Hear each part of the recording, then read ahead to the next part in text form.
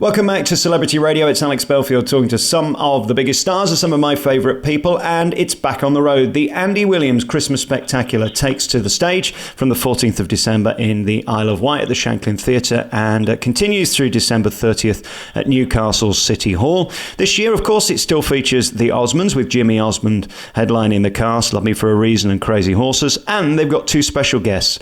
Star of Britain's Got Talent, the ventriloquist Steve Hewlett will be there, and also singer Charlie Green, who joins us on the phone now. How you doing, Charlie?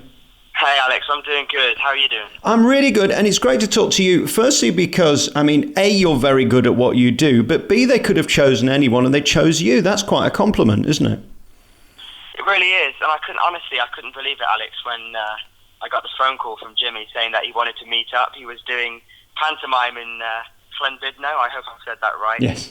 And we went to see him. He was in Cinderella. He was fantastic. And he said, I've got this show, I want you to be a part of it. It was so I went last year to Branson and I did the Moon River and Me show, which is also coming to the UK.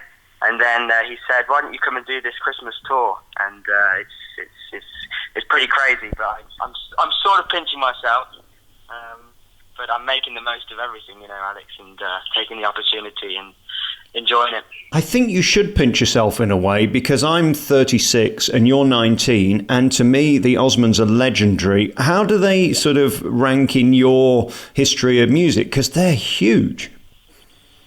They are huge, and it's it's funny because I grew up as a Jacksons fan. Just don't tell Jimmy. Right. And and I knew all about the Osmonds, and Jimmy Osmond, of course. Jimmy was on I'm a Celebrity, and that's how I first, kind of knew about the Osmonds, really, to be honest, if I'm going to be honest with you. I did the tour last year with them, that I kind of realised how good their music was. I was sort of a bit oblivious to it, which is a shame. But they were singing their songs on tour, and the women, the men as well, they were going crazy for it. And Crazy Horses is one of the greatest songs ever written, I think, and I really didn't know much about it, and I think it's a shame, and probably a lot of people my age don't, and maybe it's a good thing that they keep coming back, and people are hearing their music. And what's amazing when you look at Jimmy and also Donny, of course, they were the Justin Bieber of the day. These guys were the business. The girls were screaming, the men were screaming. It was hysteria, incredible. They were, and it's crazy. They tell me some of the stories that they used to, things that used to happen, and the Heathrow story where the balcony collapsed and things like that, and you think, wow, that really is crazy. Yeah. What's your life like now? We saw you on Britain's Got Talent. That was where you shot to fame, and it's a great platform to get seen. What year was that? It was a few years ago now, wasn't it?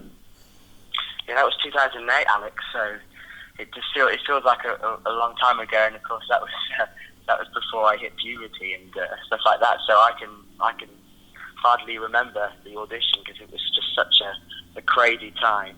And I remember sort of walking out on the stage for the first audition and just being so scared. I'd never felt this feeling before, and meeting out the deck and then seeing Simon and Piers and Amanda out there, and the whole Hippodrome, Birmingham Hippodrome, was packed, and I could feel my hands and my legs shaking, and that was the first time I'd ever really felt crazy nervous, and it was incredible. When you walked out there, how did you keep your bottle? I don't know. It's funny. I don't think you can prepare for something like that.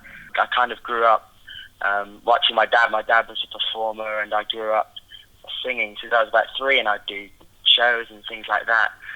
And then I got to that Britain's Got Talent stage, and like you said, it was the scariest thing ever, and I really don't know how I did it. I think I practiced so much before that I didn't feel as though it could go wrong.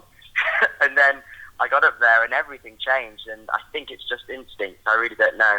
I can understand why a lot of people struggle with nerves and anxiety before performances, because it really is, it's a scary thing, because you've got sort of 2,000 people and millions of people at home judging what you love to do best, and you feel that that's a part of you, and soon, within seconds, you got about 10 million people judging you, and that's really scary, really scary.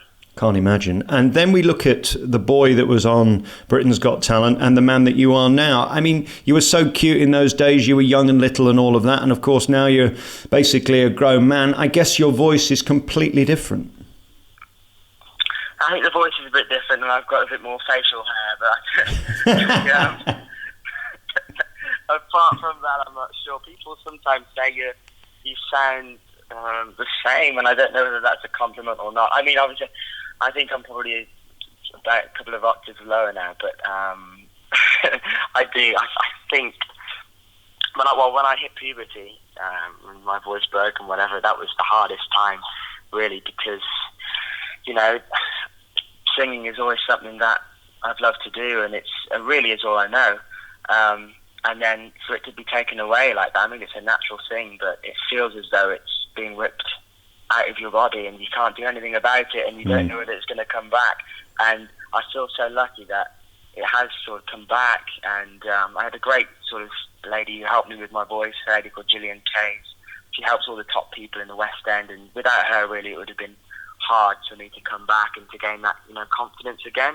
Yeah. But I think, I feel like it's sort of come back, and I'm loving it again. It got to a point where it was really hard, and I think anybody whose voice is broken and they were singing before, I think we should form a group or something and form an online forum and just talk about it, because there's so many stories that you can, things like in maths class and my voice squeaking halfway through, and I was going on tour the next week, stupid stuff like that, Wow.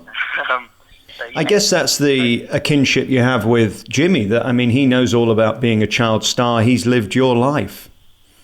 But he has, and then times it by 20. Yeah. I remember the day after Britain's Got Talent, I went from being a schoolboy, honestly, that people didn't want to talk to some sort of like local people were just ask for autographs and pictures, and I had like young girls come up and talk to me, and I'd never had anything like that before, and I didn't have a clue what to do.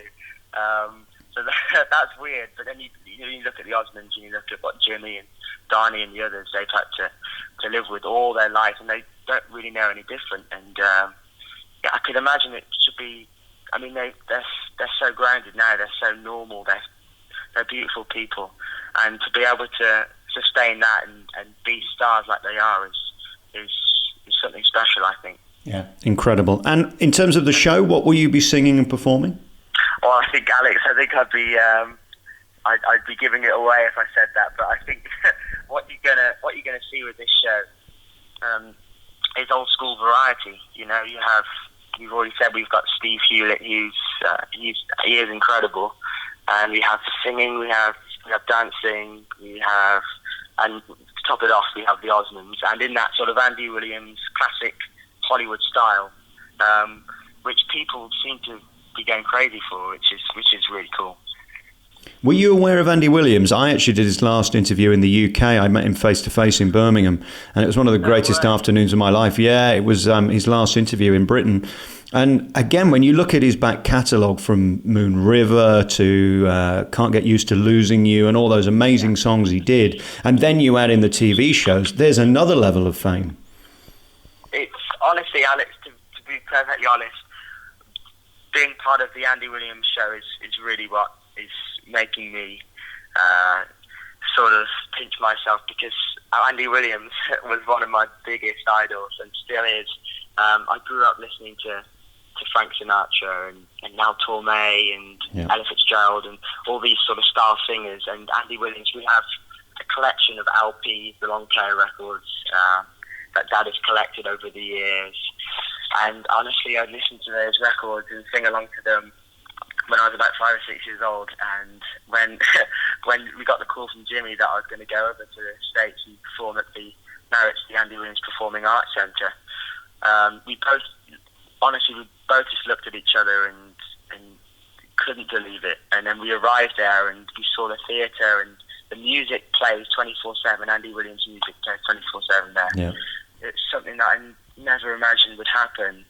And to be there and to be working with Jimmy, but to be working with that name, Andy Williams, even though he's not with us, to be a part of his legacy honestly, it's a dream come true. What a thrill for you. It's brilliant. I'm so thrilled for you. You're a great talent. Charlie Green will be performing at the Christmas Spectacular with the Osmonds, with Steve Hewlett. It's taking place starting in the Isle of Wight in mid-December, right through to the 30th when it arrives in Newcastle. Have a fantastic Christmas. I can't believe I'm saying that in April. Great talking to you, and have a wonderful tour. Thank you so much, Alex.